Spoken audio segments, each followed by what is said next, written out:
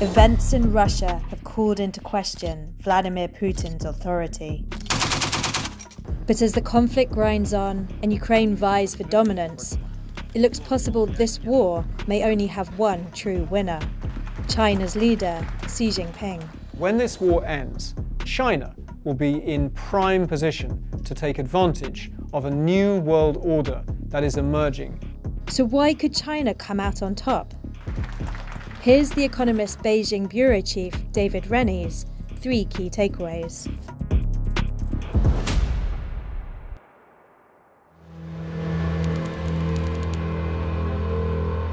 China's position is that it is a peace-loving giant and neutral in this war, but it's a pro-Russian pseudo-neutrality.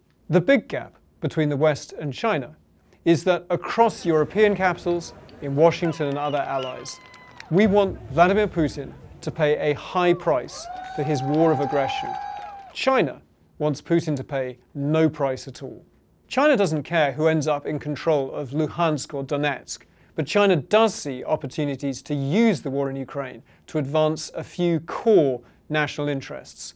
It wants to divide the West, to split Europe from America. They want to delegitimize the NATO defense alliance. And finally, China wants to delegitimize and demonize sanctions imposed on Russia.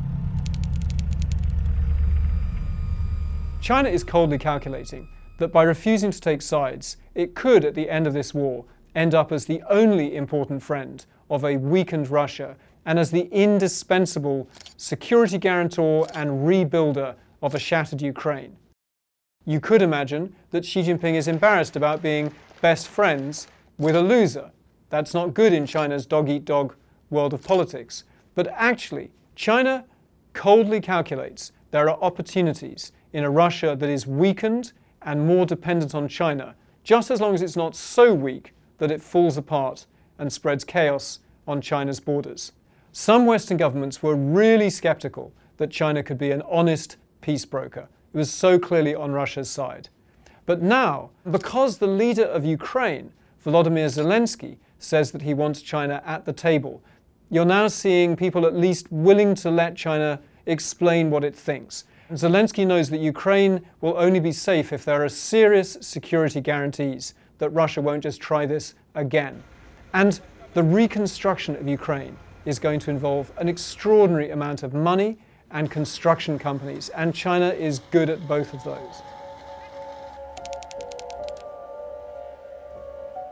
Russia has burned its bridges with European neighbours, customers for its energy, in ways that are not going to be fixed for a long time.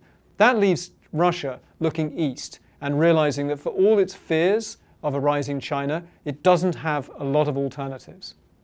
When China looks at the globe to look at areas where it could advance its interests because it is so much more dominant over Russia, look at places like the Arctic, where Russia has actually been quite wary of letting China take advantage of melting sea ice, creating new shipping lanes, new opportunities to build ports as climate change unlocks the Arctic.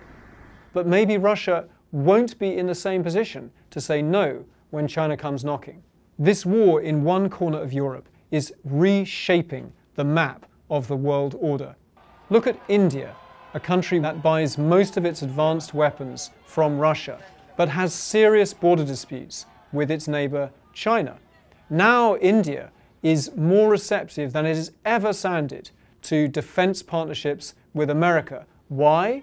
Because if you had a future conflict between India and China, the fear in Delhi is that an all-powerful China might pick up the phone to Moscow and say, don't send more weapons to India.